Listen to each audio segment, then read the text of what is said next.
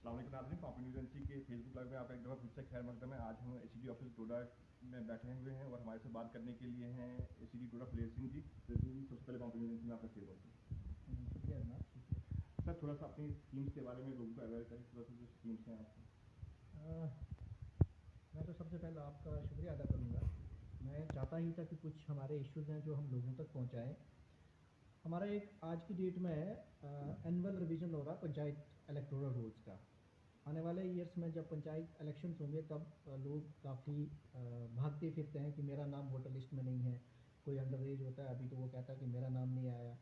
कोई उस पंचायत से बाहर रह रहा है, वो कह रहा है कि मेरा नाम नहीं है, तो उस वक्त काफ़ी हड़कंप बचती है। इसलिए स्टेट इलेक्शन अथॉरिटी ने कुछ डेट्स नोटिफाई की हैं जिसके अंतर्गत हमने पंचायत इलेक्टोरल रूल्स को रिवाइज़ करना है। उसके लिए हर पंचायत में एक booth level officer BLO appoint किया गया है जो रूरल डेवलपमेंट का ही मुलाजम है, जो लोगों से क्लेम्स एंड ऑब्जेक्शंस लेगा। इस सिलसिले में हमने कुछ ब्लॉक दिवस के दौरान कैंप्स भी ऑर्गेनाइज़ किए हैं। इसके अलावा हर बूथ पे हर पंचायत में स्पेशल कैंप्स भी हुए हैं, लेकिन कुछ निर्धारित डेट्स हैं जो मैं लोगों तक पहुंचाना चाहूँगा कि उन डेट्स के अंदर अंदर ही अपने क्लेम्स एंड ऑब्जेक्शन दे दें। जैसा कि जिस भी आदमी को पंचायत इलेक्टोरल रोल में अपना नाम दर्ज करवाना है, डिलीट करवाना है या एक पंचायत से दूसरी पंचायत में किसी वजह से ट्रांसपोज करवाना है, तो 18 जनवरी 2023 तक उसकी लास्ट डेट है। तो सभी लोगों से मेरी ये रिक्वेस्ट होगी, सभी सरपंची से, पंचायत मेंबरान से, सीनियर सिटीज़न से और डोडा के रूरल देहात में रहने वाले जो निवासियों से ये रिक्वेस्ट होगी कि जो भी एलिजिबल वोटर है उसका फॉर्म भर के अपने VLWO के पास दे दें या अपने नज़दीकी ब्लॉक ऑफिस में जाएं, वहाँ पे दे दें। जो ब्लॉक डेवलपमेंट ऑफिसर इसमें AEROs हैं उनके पास दे दें, ताकि उनकी जो है इलेक्टोरल रोल में उनका नाम दर्ज हो जाए। इसके लिए स्पेशल कैंप्स भी लगे हैं और फाइनल डिस्पोजल इसका 30 जनवरी को होगा। ये सभी लोगों से मेरी एक बार फिर से अपील होगी कि वो अपना जो भी इलेक्टोरल रोल में अपना नाम दर्ज करवाना चाहते हैं या कोई करेक्शन करवाना चाहते हैं, किसी भी किस्म की तरमीम करवाना चाहते हैं पंचायत इलेक्टोरल रोल में, तो अपना नाम उसमें दर्ज करवाएं और प्रॉपर उसके लिए बाकायदा फॉर्म्स बने हैं, वो फॉर्म भर के कंसर्न BDO के पास या फिर कंसर्न VLWO के पास दे दें ताकि उनके नाम पंचायत इलेक्टोरल रोल्स में आ जाए। इसके अलावा एक हमारी स्कीम है, प्रधानमंत्री आवास योजना स्कीम है, इंडिविजुअल बेनिफिट स्कीम है और बहुत तेज़ी से जो है ज़िले में इम्प्लीमेंट हो रही है। उसमें कुछ ग्रीवेंसीज हमारे पास रेगुलरली आते हैं कि कोई ऐसे लोग आते हैं कि हमारा नाम लिस्ट में नहीं है। कुछ लोग ये कहते हैं कि एक को मिल गया, मेरा नाम नहीं आया, मुझे अभी तक नहीं मिला। इसके बारे में मैं कुछ क्लैरिफिकेशंस देना चाहूँगा। प्रधानमंत्री आवास योजना में हम 2 किस्म के सर्वे को अब जो है इम्प्लीमेंट कर रहे हैं। एक हमारा SEC 2011 का सर्वे है, सोशो इकोनॉमिक कास्ट सेंसस 2011 में हुआ था, उसके हमारे सारे केसेस कवर्ड हैं। उसके बाद 2018 में आवास प्लस का सर्वे हुआ था। आवास प्लस के सर्वे में ऐसा हुआ था कि जो लोग उसमें हाउसलेस या जिनके पास एकोमोडेशन सफिशिएंट नहीं था और जो गाइडलाइंस में कवर होते थे उनके नाम दर्ज किए गए थे। उन लिस्ट की वेरिफिकेशन हुई, उसके बाद उसमें पंचायत ने प्रायोरिटी सेट की, सीरियल नंबर 1 पे पहले किसको मिलना चाहिए, दूसरा किसको मिलना चाहिए, तीसरा किसको मिलना चाहिए। उस हिसाब से जो हमारे पास पंचायत वाइज टारगेट आए थे वो टारगेट पोर्टल पे गवर्नमेंट ऑफ इंडिया से ही सेट होते हैं। उन टारगेट्स के हिसाब से हमने केसेस सेंक्शन कर दिए हैं। उसके बाद जो प्रायोरिटी में हम उन लोगों को, जो बाकी बचे हुए लोग हैं, उनको हम तब कवर करेंगे जब हमारे पास नया टारगेट आएगा। अभी हम फिलहाल फोकस उन्हीं लोगों को करेंगे जिनको हमने सेंक्शन कर दिया है, उनके सर, थोड़ा सा बताएं कि इसमें कितने लोगों को अभी तक जो है कि घर बन गया होगा, कि कितने लोगों का और कितने लोगों को अभी आगे बनेगा। देखिए, आवास प्लस में पहले तो SEC की मैं बात करूंगा। SEC में हमारे यहाँ 12,000 केसेस जो है सेंक्शन हुए हैं और 12,000 में से हमारे 11,000 हाउसेस अभी तक कंप्लीट हो चुके हैं। इसके अलावा आवास प्लस में हमारे यहाँ पे 6,000 केसेस अभी तक सेंक्शन हुए हैं, जो कि हमारी पूरी जो लिस्ट है, जो PWL कहते हैं उसको, परमानेंट वेट लिस्ट जो है, उसमें हमारे पास 20,000 लोग हैं। 20,000 लोगों को हम 1 गो में सेंक्शन नहीं कर सकते। हमने लास्ट ईयर जो है जनवरी में, इसी साल जनवरी में, और लास्ट ईयर का टारगेट था हमारे पास 6,000 केसेस हमने सेंक्शन किए थे, जिनमें से 5,900 के आसपास लोगों को फर्स्ट इंस्टॉलमेंट चली गई है। 100 का कोई टेक्निकल इशू चल रहा है जिनको अभी तक इंस्टॉलमेंट नहीं गई है, तो उनके काम जो है डिफरेंट स्टेजेस पर चल रहे हैं।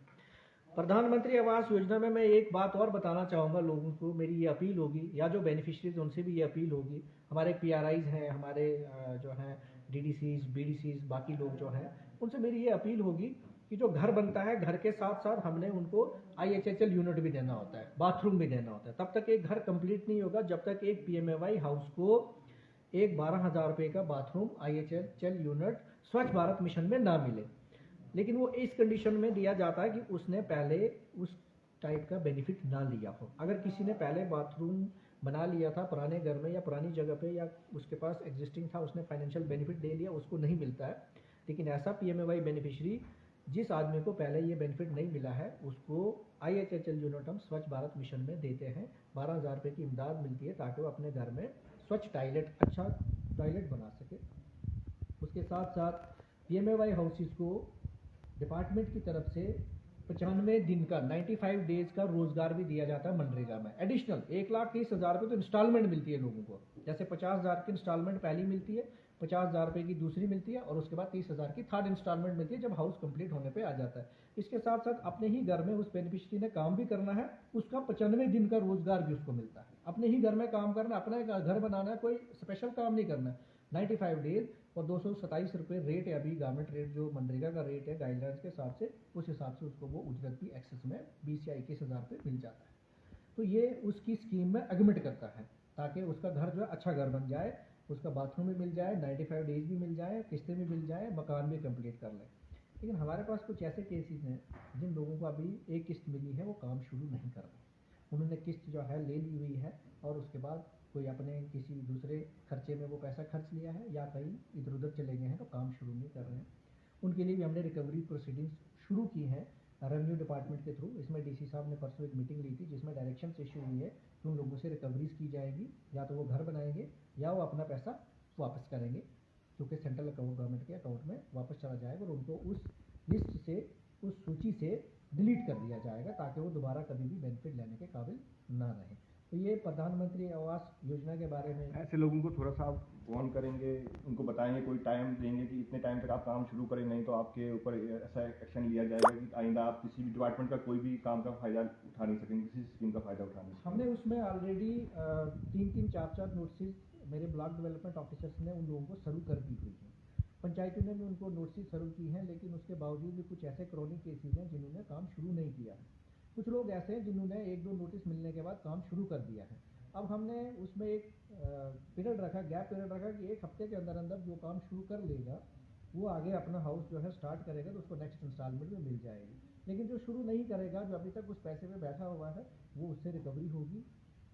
लैंड रेवेन्यू एक्ट के थ्रू जैसे भी हमारी रेवेन्यू अथॉरिटी उससे रिकवरीज करेंगी वो सेंट्रल अकाउंट में उनकी रेमिटेंस हो जाएगी। तो साहब हमें ये बताएं कि जो आजकल चल रहा है कि नरेगा के जो काम है वो बायोमेट्रिक है जी, तो उसके बारे में थोड़ा सा आप लोगों को एक बड़ी अच्छी बात आपने कही और बड़ा अच्छा सवाल आपने किया। हमारा एक अभी एक national mobile monitoring system MNREGA में शुरू हो चुका है।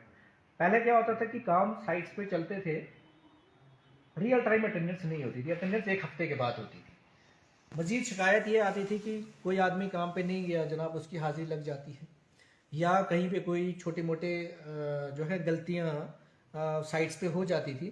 अब वो सारी चीज़ें प्लग हो चुकी हैं।